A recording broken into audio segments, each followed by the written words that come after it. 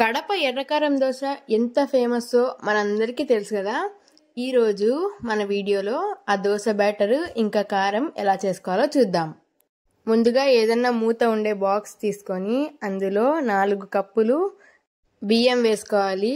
అదే కప్పుతో 3/4 కప్పు అంటే 3/4 కప్పు మినపగుళ్ళని యాడ్ చేసుకొని ఒక 1/2 స్పూన్ మెంతులు యాడ్ చేసుకొని బాగా 3 టైమ్స్ కడగాలి.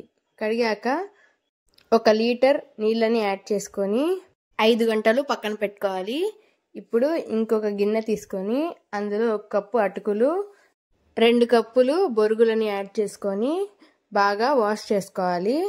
ఇప్పుడు ముందుగా నానబెట్టుకున్న బియ్యంలోకి ఈ బొరుగులు ఇంకా అటుకులని యాడ్ చేసుకొని అంతా కూడా ఒకసారి మిక్స్ చేసుకొని గ్రైండ్ చేసుకోవాలి. మీకు ఇష్టమైతే మిక్సీలో కూడా ప్రిపేర్ చేసుకోవచ్చు. నేనైతే గ్రైండర్లో గ్రైండ్ చేసుకున్నాను.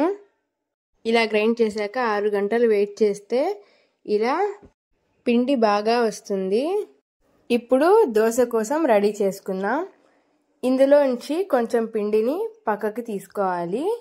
తీసుకున్న తర్వాత 1 టీ స్పూన్ ఉప్పు, 1/2 టీ స్పూన్ బేకింగ్ సోడాని యాడ్ చేసుకొని అందులో కొద్దిగా వాటర్ పోసుకొని బాగా మిక్స్ చేసుకోవాలి. ఇలా ఉండలు లేకుండా కలుపుకోవాలి. దోశ బ్యాటర్ రెడీ అయిపోయింది. ఇప్పుడు కారం ప్రిపేర్ చేసుకుందాం.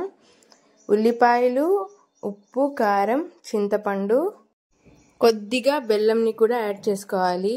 టేస్ట్ అనేది చాలా బాగుంటుంది బెల్లం యాడ్ చేయడం వల్ల. ఇదిగో మన కారం రెడీ అయిపోయింది. ఇప్పుడు దోశ పెన్నం పెట్టి అది బాగా వేడయ్యాక ఇప్పుడు బ్యాటర్ వేసుకొని స్లోగా తిప్పుకోవాలి. దోశ విరగకుండా మంచిగా వేసుకోండి.